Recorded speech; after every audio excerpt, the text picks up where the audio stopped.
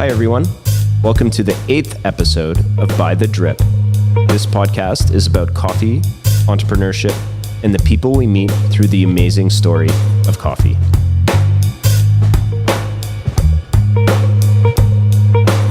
I'm your host, David Crosby, founder and CEO of Rosso Coffee Roasters. My co-host today is Torode from Forward Coffee. Today's guest is Boram Um. He has a unique view on the coffee industry from literal seed to cup. His family owns 2 coffee farms, a roastery, and multiple cafés in Brazil. In today's podcast, we talk about Boram's journey to being an exporter, producer, roaster, and cafe owner, fermentation's role in the future of Brazilian coffee, the rise of the C market and the cost on specialty coffee, COVID's impact on Boram's cafes in Brazil, and ultimately end on his road to the 2021 World Barista Championships. It was a great conversation with Boram, and I hope you enjoy it too.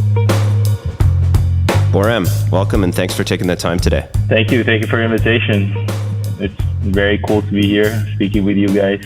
We're happy to have you. So you actually might have one of the most unique views into the coffee industry.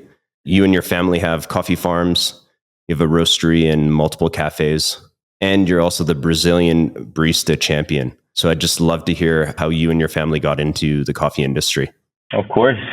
I'm not sure it's really unique, but I think we definitely are not really from a common coffee producing background in Brazil. So basically, my parents are South Korean immigrants into Brazil. My dad went into Brazil when he was about 12 because my grandfather, he was working at the Korean embassy at the time. But their biggest plans were actually to move to the US. So they were like in transition from Korea to Brazil into the US. But eventually, him and his family ended up falling in love with Brazil and decided to just stay there. Basically, my father, he began working with foreign exchange, like with electronic products, importing products from Korea, basically to distribute in Brazil. And he actually began to have his first contact with coffee around the year 2002, because at that time in Brazil, Brazil, obviously in general, in a lot of products and technology in general, Brazil takes a while to pick up and start producing things inside the country. Around that time, like Samsung wasn't such a huge brand in Latin America, and they worked mainly with distributors, third-party distributors. So basically, my dad, throughout his work experience and his life, he ended up becoming one of the distributors for Samsung in Brazil at that time. Obviously, with all the big import duties in the country, it made sense to start producing some of the electronic products in Brazil.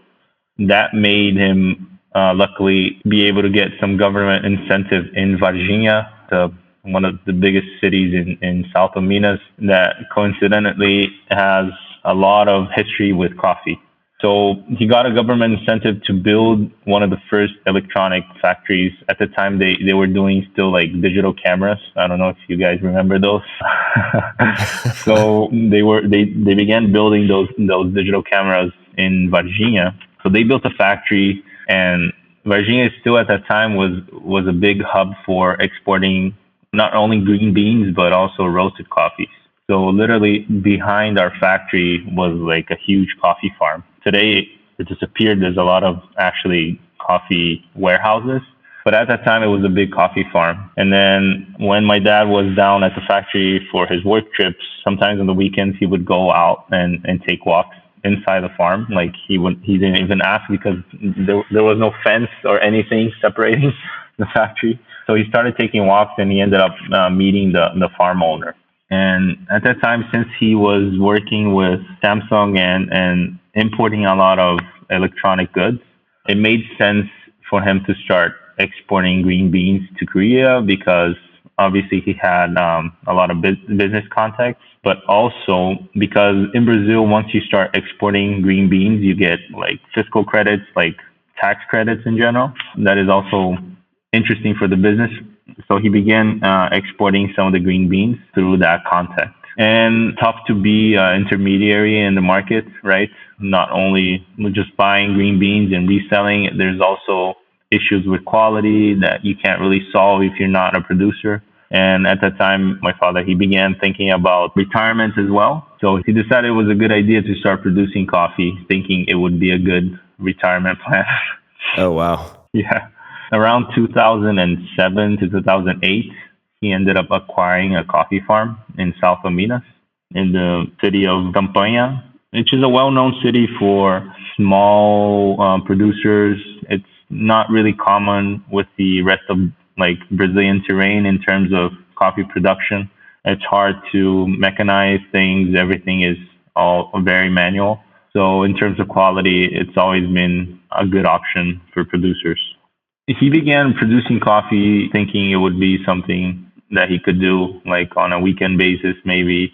Obviously, the importing of electronic goods eventually ended up shifting a lot because Samsung came into the market themselves. And obviously, once like a big brand comes in, like there's a lot of government incentive, and they decided to build up like factories all the way up in north of Brazil and the Amazon. So eventually, like they take out all the distribution partners and they start working with their channels on their own. And that's basically when coffee began to become like a main business proposition for our family.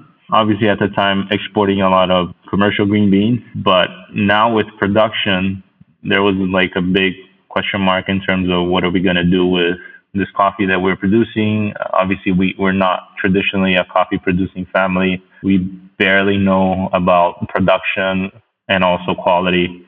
At that time, I was still in college, actually. I was just getting into college. I went to an American school in Brazil and decided to go to college in the US. And I was working in a completely different market, obviously. I was focused in finance and business, just like everybody else who tries to go into the US. I ended up working in consulting for a while, in management consulting, but it was about 4 years maybe of work. So I was completely not involved with the business. Obviously, I knew that my dad was getting into coffee production. And I think at that time, it somehow started to spark my interest into coffee. Like I wasn't really a coffee drinker until I was like maybe 19 or 20. I actually began drinking coffee because I needed to stay up and study for my exams. But actually, since I went to school in Boston, my first contact with some sort of specialty coffee was around that time in 2011, 2010. There was actually like a small coffee shop right in the middle of the campus called Rosso Gourmet at that time. And I remember that going into that coffee shop for the first time, it was just like a very completely different experience from what we are used to having, like Starbucks or other coffee chains. And I remember being there and having the first contact of what is like having different origins. They had like a huge coffee map, like the coffee belt map at their wall, showing all the different producing regions. And for the first time, I think I had like an Ethiopian Yagachev like coffee, and obviously having like a very unique experience with coffee for the first time. So I guess that stayed in the back of my head for a really long time. I eventually graduated, went into management consulting, worked with finance industry in the US, and then eventually in Brazil, because at that time it was just really tough getting like a fixed job in the US. We were like right at the end of the financial crisis of 2008. So like the worst industry you could be in was finance at that time. Yeah, definitely. Yeah. So I came back to Brazil. I worked in consulting for a while. And I just remember not obviously having that initial career crisis and not being really fulfilled with what I did. And obviously coming from a family of entrepreneurs and people working with their own businesses, I always had different ideas of what I could do with business for myself. So that's when we began studying what we could do with coffee. I started obviously helping my dad in terms of exporting, prospecting new clients. And I just remember, especially in Korea and in Asia, which is such a tough market to get into, getting a lot of doors shut by just people saying like, oh yeah, Brazilian specialty coffee, you're insane. Like there's no such thing. I've never seen good Brazilian coffee. And obviously it's part of the experience of understanding how the market is. and how like distribution channels work in Asia. So I just remember having this feeling of like, okay, maybe I don't understand the product well enough. I really need to get into this business full head on and understand what I'm working with. I just remember traveling a lot around that time, seeing different coffee shops, seeing different business models all over the world. And that's when basically me and my brother, we decided to open a coffee shop and a roastery in São Paulo. And I think it was more of a challenge to ourselves and saying like, let's try to do the best Brazilian coffee we can in the Brazilian market, which is a very, very new market still today in terms of consumption for specialty coffees. And let's see if we can prove to ourselves and to others that we can really make some interesting coffees from Brazil only, right? And that's how basically everything began. Okay, that's a lot to unpack. Yeah. Where would you say where things started that you realized coffee wasn't a commodity and shipping it from A to B out of Brazil to looking at fermentation and different varietals? Was there a moment in time that you and your family decided to make that switch? Yeah, of course. I think one of the biggest hurdles that we faced when exporting green beans as being intermediaries was when quality was not fulfilled when coffee was delivered. We had many issues with customers saying like, look, this is not the coffee I ordered. This is not the sample you sent me.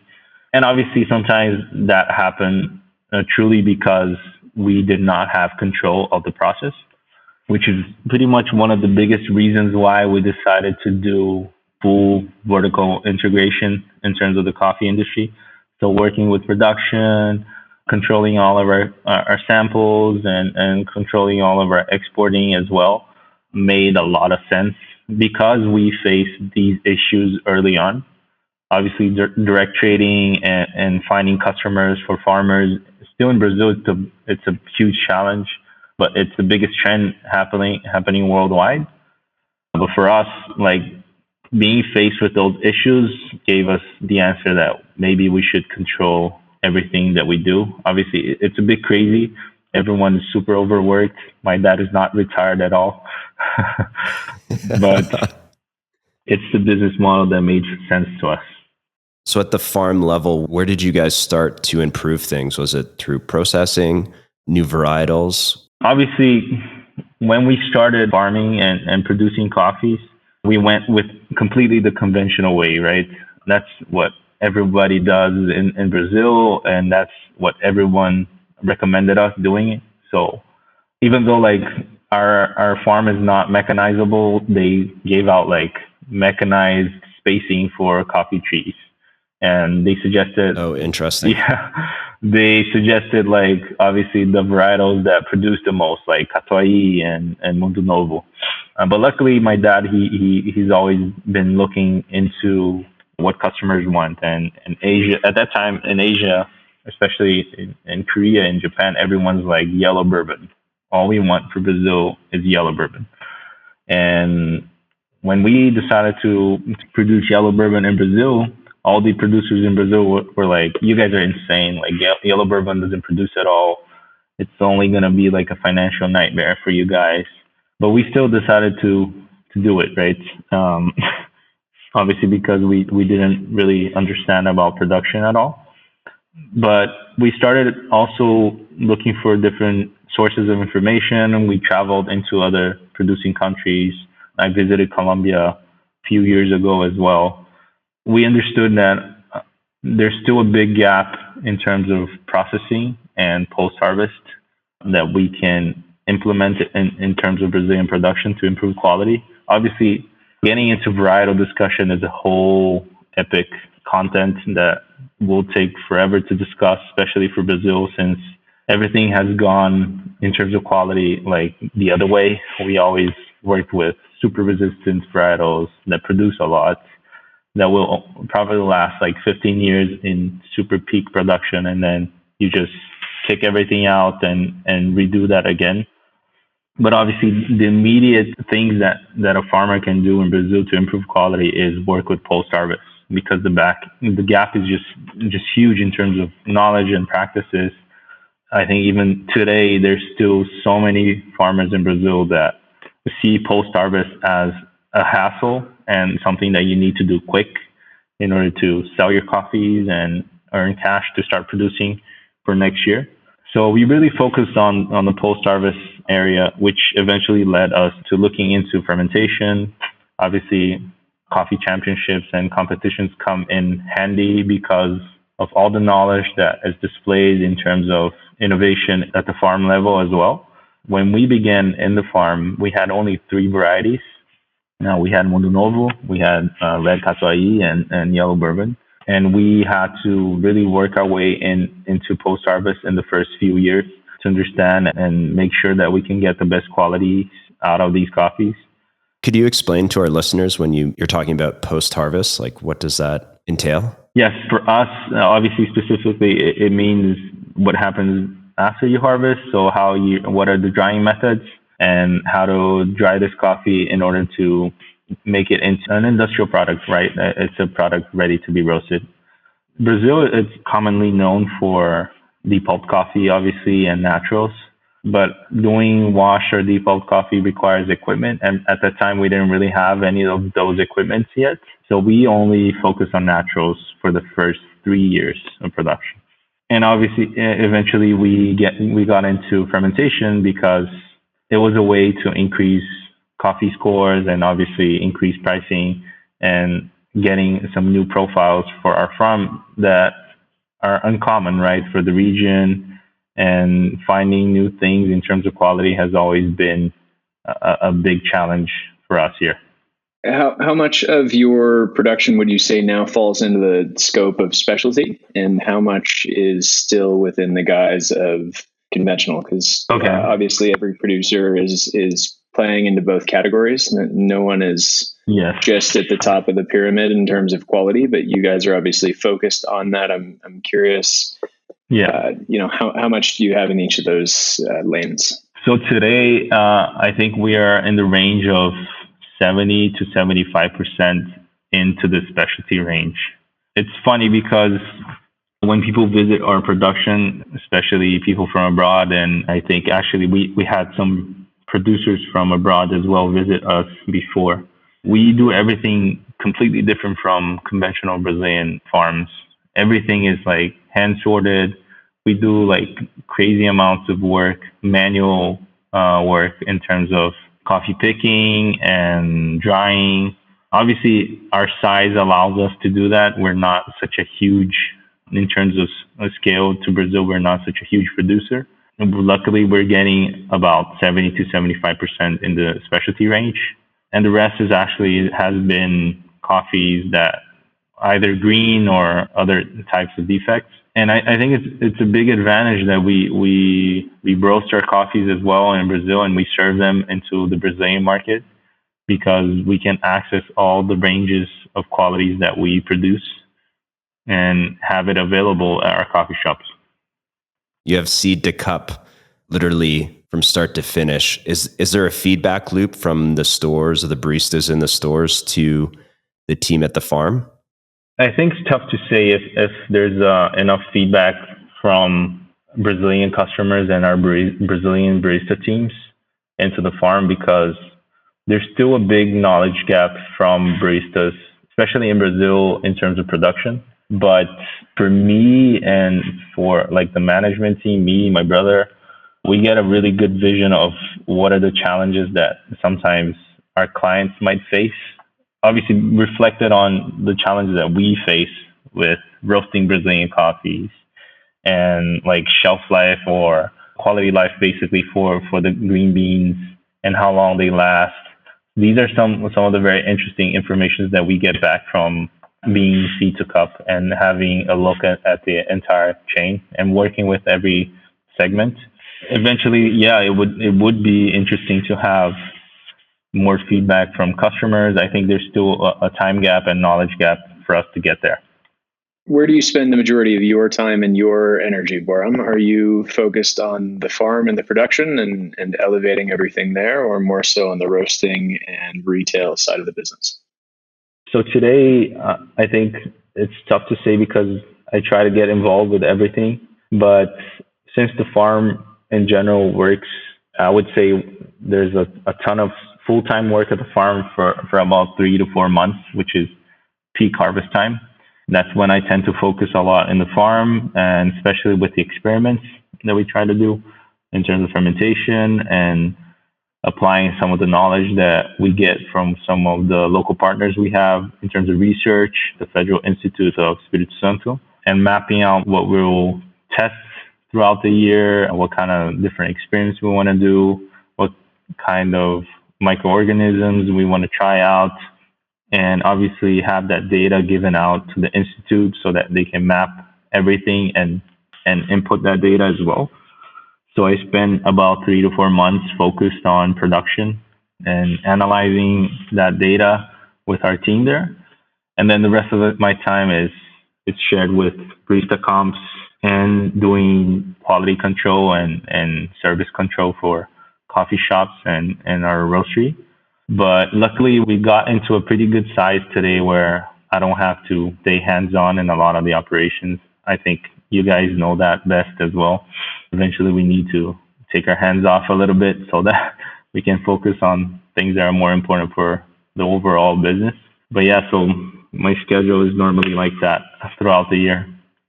So you also have 2 coffee farms. Yes. Correct? You've got one in the south of Minas and then one in Espírito Santo, which you just referenced briefly there in a region called the Caparral. Yes.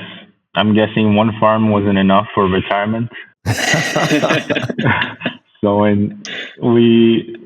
obviously working with quality, we start second guessing or also like researching into what else we can really do to improve quality. And it's clear that some of the best coffees from Brazil are coming out from this region in Espírito Santo. We've been using coffee from Espírito Santo ever since we opened the coffee shop, because we had this goal of like going a little bit backwards and like serving our best coffees on espresso, being like a little bit crazy and putting like these super juicy and high acidity coffees from Espírito Santo in our espressos.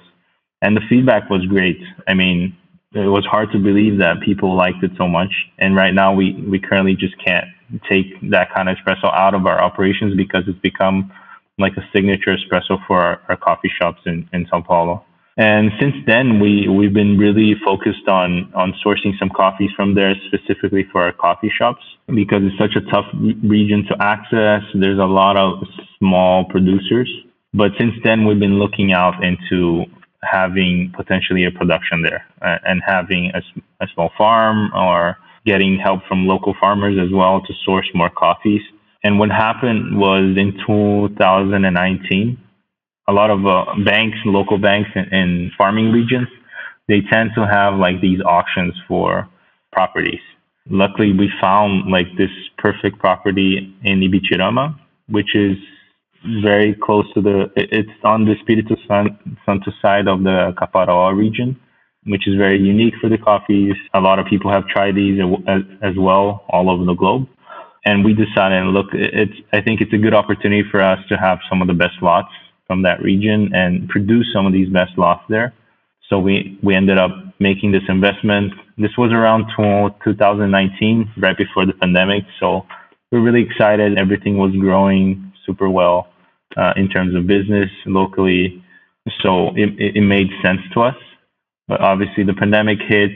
I don't know if it was for the good or for the bad, but it was good in the sense that we got more time to spend there and to focus some resources over there and to produce some interesting coffees. And we're getting some of the results right now, having some of these coffees available and having this specific terroir for us to study and potentially make some more exceptional coffees there. The coffees we've tasted are great. Yeah, it's very unique, I think. What shocked me the most about this region is how similar it was to Central America. It was something unique that we definitely needed to have in our portfolio. And for me, obviously, it's for what I can develop in the future and what interesting things can come out from there for the Brazilian coffee image. By the Drip is sponsored by Rosso Coffee Roasters. You can check out the Home Coffee Plan subscription on the website rossocoffeeroasters.com. This week's coffee subscription is the last of our winter spice, our seasonal holiday blend. It's a blend of 3 naturally processed coffees from Brazil, Yemen, and Colombia. The coffee is comfortable, cozy, and festive. I'm drinking a cup of it right now, and to me it tastes like milling spices, a little bit of chocolate, and 2022. Enjoy sipping on some winter spice while listening to my chat with Boram. I have a quick question going back to fermentation. Yep. I'd love to hear your thoughts on yeast. Okay. I think there's still a lot of studying going on in terms of fermentation globally. Specifically with yeast, I think it is a very excellent option in order to improve coffee quality. There's a specific study done by the Federal Institute in Brazil where they tested the basic yeast for making bread. It's the same kind of yeast that you can find in any supermarket to make bread at home. The studies came out with a very interesting result that you can improve greatly coffee quality for low altitude farms by using yeast. And it's not because the yeast directly affects the coffee fermentation process in itself, but it's because they found that by adding yeast into a low microbiotic activity region, because low altitude farms tend to have less bacteria, less yeast, and less fungus in the fermentation process. By adding some sort of competition into the fermentation process, greatly improved lactic fermentation, right? So lactic bacteria, they started to fight back because suddenly they need to compete for sugars in the coffee cherry. There was a clear study done by the Federal Institute where we found that coffee scores can go up to 4 points into low altitude farms. Wow. When using yeast into the fermentation process. So I think it's a process that will definitely greatly impact a farmer's, specifically like financial life, because if you can improve like 4 score points into a coffee, it becomes into a whole new range of pricing for them. And specifically for farmers who are around 900 meters, 800 meters, for them, it's something that can change their lives. So I think in terms of that, it's very interesting and it's very positive. There's still a huge need into understanding properly a lot of the details of these processes and making sure that we don't lose terroir characteristics, specifically because some of these processes, they completely transform the sensory profiles. So we don't want to lose some of the good things that our country does, but also it's good that we can improve coffee quality into such a huge level. Do you think the power of yeast is going to maybe elevate Brazil to be more of a specialty market on the global scale? You mentioned earlier that in the early days of your production, there was little interest because the bulk of coffee coming out of Brazil was in a conventional level. Do you think yeast has the potential to change that mindset globally? Yes. I definitely do think yeast and other fermentation processes, it doesn't necessarily have to be with yeast, can improve Brazilian coffee into a new standard. But I think there's still some of the big question marks that we haven't really answered yet, which is one of the big discussions that we had before in terms of varietal. I think we don't still have a good or a specific varietal that was developed for the Brazilian image or for the Brazilian production market that could be complemented with fermentation that really creates something unique. I think we're still falling a little bit behind in terms of interesting varietals for high quality coffee. And obviously there's still a huge need to study further into what are the best fermentation processes that can be applied to Brazil. Obviously there's not a single answer for that. But there's still a lot of study that needs to be done in that realm. I don't think we're anything close to some of the other producing countries. I mean, there's really good references in Brazil, like the Terra, that have been working and studying these processes for a while and are developing some fantastic varietals focused on that. But it's not really in a scale where we can compete yet with some other countries. Are you utilizing the 2 different farms in any sort of different use cases? One for experimenting. I know South of Minas is significantly larger scale, and the Espírito Santo's property is a much smaller operation. Are you using either as sort of a grounds for experimenting or learning for future seasons? We're actually experimenting a lot with both, specifically because both farms have very different varietals being tested. I think our South Minas farm, we decided to go crazy with the varietal options as well. So we have about 40 different varietals now being tested. Wow. And Espírito Santo, we've been working with around 7 to 8 different varietals. So I think all the knowledge that we can get is important. So I've been testing on both farms, same processes, sometimes different processes, mainly for Espírito Santo because it's such a different terroir. We get a lot of rain and humidity during harvest season compared to Minas that it's super dry. We don't get any rain for 3 months straight during harvest season. So some of the process, they converge, but they're also very different. And luckily, Espírito Santo's harvest season tends to be a little later than Minas. So I get to spend different times working with these two properties. It's a long shot, right? It's a long-term project. We're still discovering many different things. Some years things go well and some years things go very badly. And I get to hear a lot from my father about that. But I think eventually we will find specific results for South Minas that work there and specific results for Espírito Santo, which will be important results for us to define like clear profiles for these two regions and what we can have the best for both to offer. But in terms of volume, obviously Minas Gerais has been our focus for natural processed coffees in bigger volume ranges. So some of our coffees that score like 84 to 85 are being done the same way since we began because we always get the same result. And it's a result that some customers really enjoy. I think that is the primary focus for that region for sure, but the testing goes on for both areas. I have a question about the C market. Yeah. We're around a 7-year high here. Maybe you could explain to our listeners what the C market is, and then does that impact your pricing model or does not impact your pricing model to roasters around the world? Okay.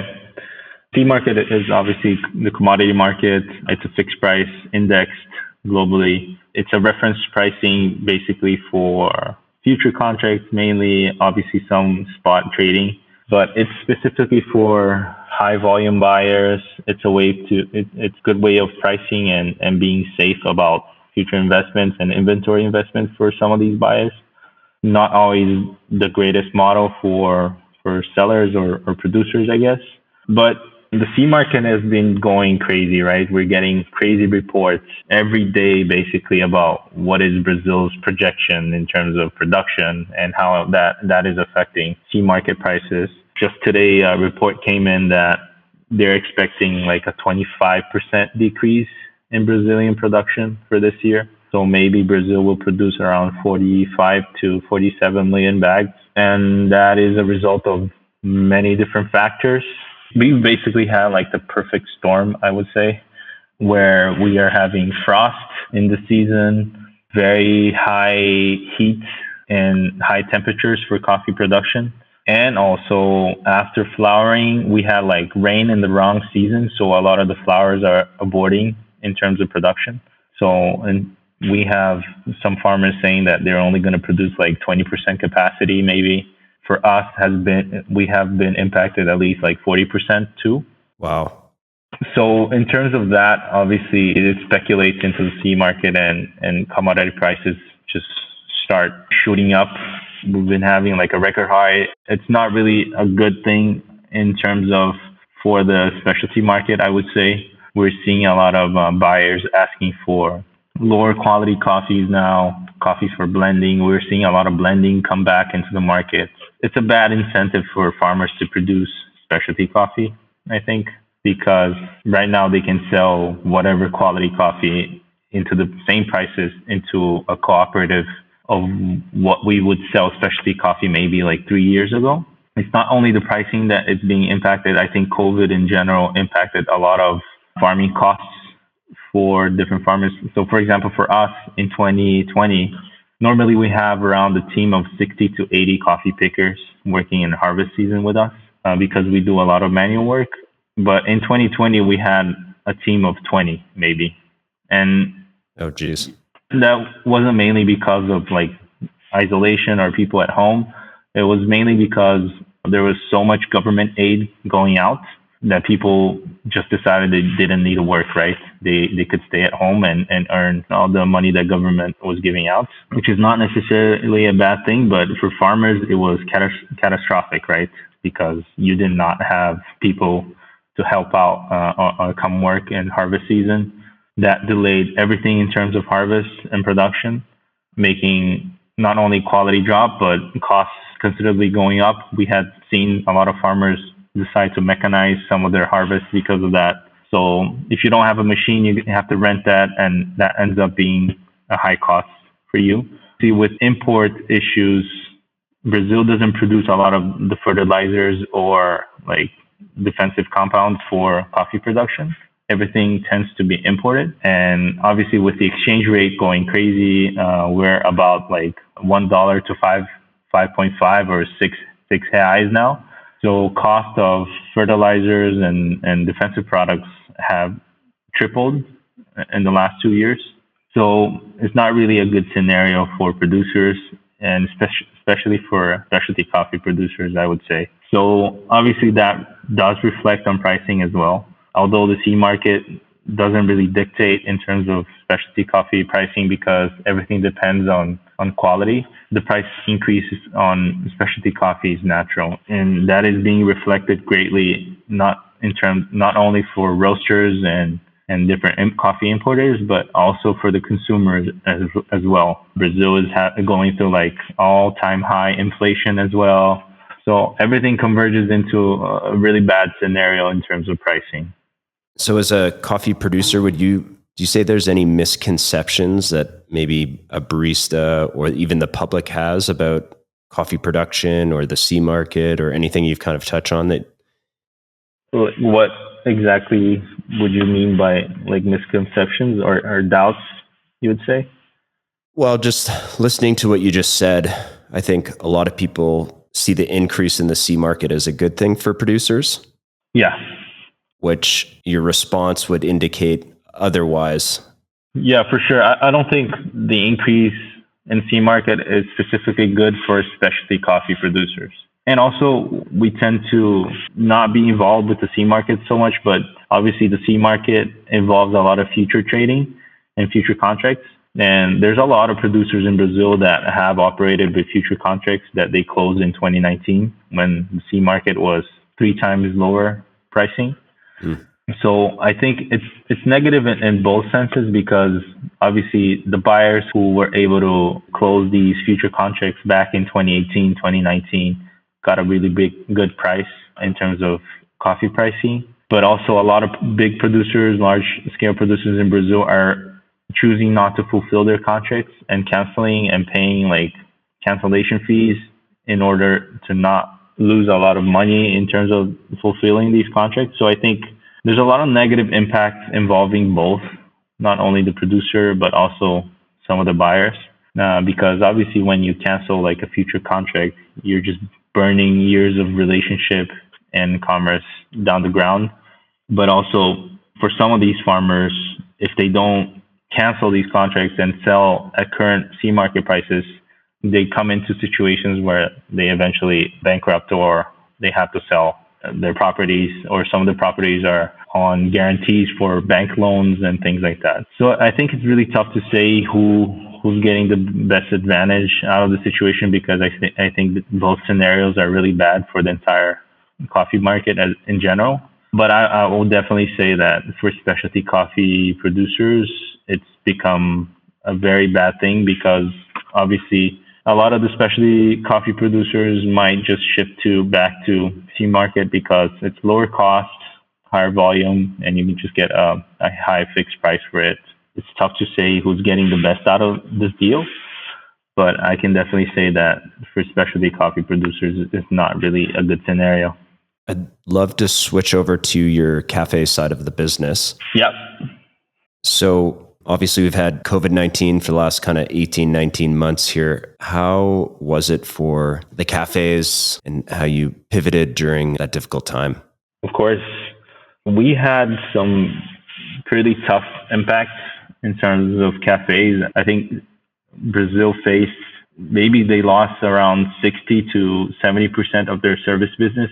So like restaurants, coffee shops, the lockdowns. Government incentive was really tough in Brazil. I think Brazil had only a few incentives in terms of keeping labor, like jobs, for the first 3 or 4 months of COVID. But after that, it's basically whoever can survive survives. For us, we basically closed shops at the beginning of the pandemic for about 4 months. A lot of us realized that it's impossible to keep these shops closed. So whenever the government started opening up like 30% capacity or like 50% capacity, everyone opened up as much as they could.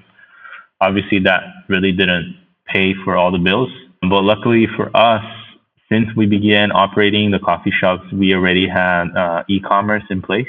So we were actually surprised and relieved that e-commerce grew so much during this time. And it was completely unexpected to see that a lot of customers would decide to just buy roasted beans to be delivered at home. We felt like it would be a perfect timing to push on that side. So we pushed really hard with e-commerce, and we reshaped and relaunched our monthly coffee subscription service. So for us, that was a big relief. It was a way to help with all the operational costs of keeping some of the coffee shops down and closed. It was very negative. We had definitely some thoughts during the pandemic where we felt like we shouldn't continue with the retail side because the costs just keep on increasing. There's no clear way out of the pandemic and clear path in terms of recovering all these losses. But still today, movement, or I think all over the world, like in terms of retail, hasn't really fully recovered. But we're definitely glad that we didn't close down some of these shops. It's very emotional to think about that because it was really amazing to see some of like our best clients or people who are really close to us come back, and like we really missed coming into the coffee shop and having some amazing coffee with you guys, talk to my dad, talk to me, or talk to my brother. So I think now more than ever, it's really worth it to keep these stores going and our retail side going, especially because obviously for our brand, it's really important. All the connections and all the fantastic people that we met through that, it's really worthwhile. Is the culture in Brazil to brew coffee at home, or is that kind of exploded through the pandemic? I think culturally in Brazil, although people think we're really espresso-based culture, I mean, we kind of are, but traditionally Brazilian consumers, they drink drip coffee at home. It's been like in families for a really long time. It's very common for you to come home and have like breakfast, like drip coffee, have afternoon coffee with like sweets and things like that. And it's always being served drip coffee. The experience of having drip coffee at home is just like something so connected to family and something so cultural for Brazilians that definitely people consume a lot of coffee at home. I think in general, espresso is very much corporate culture for people who work outside in offices. They have their lunch break and they drink the espresso on the way back to their offices after lunch. But the biggest portion of consumption for Brazilians is it's having drip coffee at home. Although a lot of these coffees are still dominated by like major brands that people buy in supermarkets, it's a very easy shift once they get into higher quality coffee, right? All the accessories are there. It's just hot water, and Melita is a huge brand in Brazil. Everyone has their Melita drip at home. So I think it's actually an easy transition for customers. I think the biggest challenge we still have in terms of consumers with specialty coffee are some of the consumers that prefer drinking capsule coffees. Capsule, espresso, Nespresso, it's huge in Brazil. But it's also a necessary step, I think, in terms of maturing the market.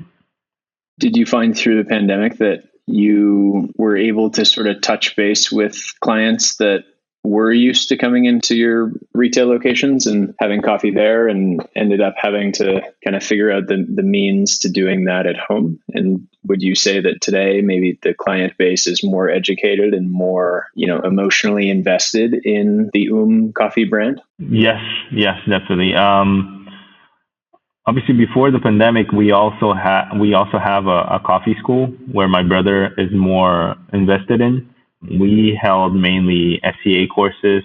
We still hold a lot of SCA courses, but for us, it was very interesting to get into this online course realm and start doing these online courses with our customers. Obviously, a lot of people were investing in live Instagram courses and workshops. So for us, it was an excellent way to connect with some of our customers, and people were more idle, I would say, at home, doing home office, where in a big city like São Paulo, you lose a lot of time through your commutes, but now you don't have to do that. So we saw a lot of customers saying, look, I have extra time. Can we do an online course? I want to get better at drip coffee at home or making specific recipes.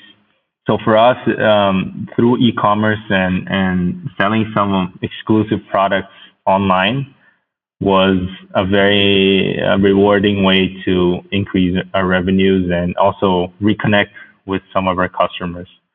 Some of the biggest themes, obviously, that I talked about on my competition as well was how some of the alternatives that we had into connecting with our customers. And we did a lot of like cool delivery boxes or specific limited edition items that we could sell to our customers online, but also bring this connection a little bit closer to them. And you ended up taking that experience, which I loved, and presenting it at the World Barista Championship in October. Yes. It was always a big question mark in terms of what can we do more to our customers, specifically since they are not coming into our coffee shops anymore. And it's still really tough for you to have like the specialty coffee experience at home unless you have like all sorts of equipment and having like items available like grinders and things like that. In Brazil, it's still a very limited market in terms of options for accessories. It's something that we decided to come up, especially so that some customers can enjoy like really high quality, high skilled like barista level drinks at home. Which I think is great. If they can't come to you, bring the experience to them. I think that's, for an entrepreneurial podcast and sort of subject here in By the Drip, I think that's a beautiful takeaway, right? It's bring the experience to them if they can't come to you, and try to find some sort of middle ground to still provide something to the client base.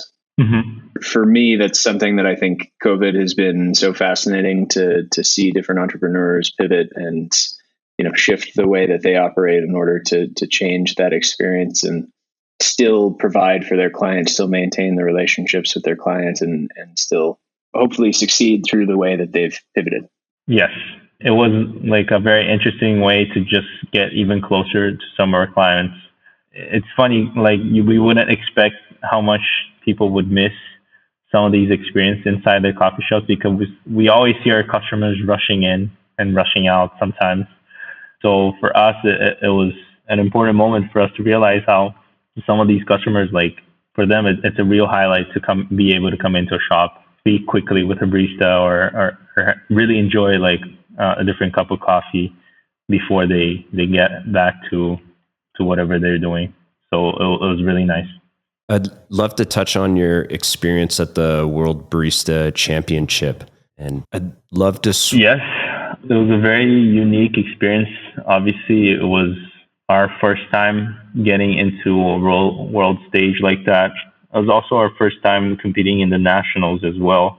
All in all, it was a huge weight, I think, in terms of responsibility, especially coming from such a different background and representing such an important country, coffee country, like such a country that is so important into the industry overall. So for me, it was a very rewarding and important experience for me to have.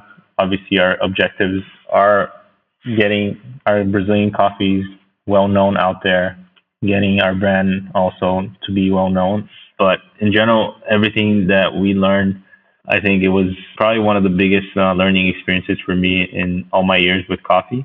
Everything is so fully packed with information in such a short term for everyone to look at and learn from everyone, from all the best, honestly, from all over the world. So it is something that we are truly glad to be participating in, and hopefully we want to continue for the next few years.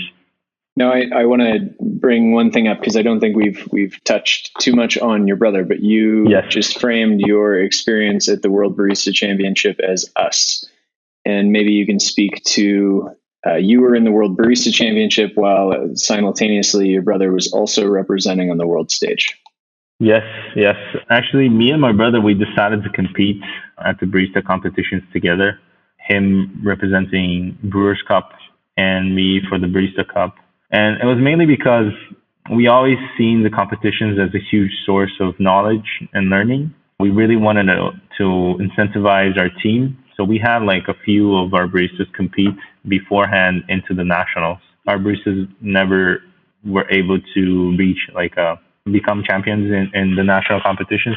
That's why we never were able to experience like a world competition before. But back in 2019, we decided to compete ourselves because it got to a point where we got frustrated with some of the results we were getting, and we realized that maybe we don't have enough knowledge or experience to fully understand or train people to compete. So we were like, let's just try this out for ourselves. It was a huge, dramatic process because we were completely unprepared. We basically went crazy for a few months in order to compete into nationals in terms of preparation and practicing. For the nationals, I had a very interesting result. My brother as well. We were basically both named second place. I got second place due to some issues in terms of scoring and brewing, but eventually it got fixed, and I was later announced first place for the nationals in Brazil.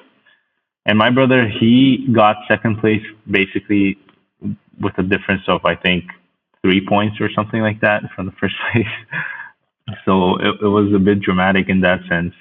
But after COVID hit and all the rescheduling and the big question mark in terms of when world competitions were going on, eventually when it got decided that it was happening in Milan, the barista competitor for brewers decided to defer candidacy due to travel restrictions and uncertainty in terms of what could happen if they got into Europe.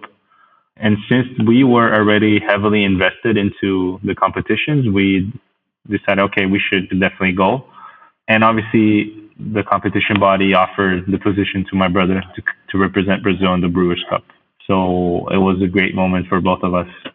I think it's pretty incredible to have both of you able to represent, in the same championship, in the same, theoretically the same stage, so just right beside each other, and both your first time not only competing at Worlds, but your first season competing at the national level or just competing in general, and both to be able to get to showcase your brand and your name and everything and have such, high level of success on both of those stages, I think is pretty incredible, and you guys should be really proud of yourselves. Yeah, I think it served as a great incentive, right? We're both pushing each other to practice and to taste coffee together. So experiencing it together makes it only more worthwhile for sure.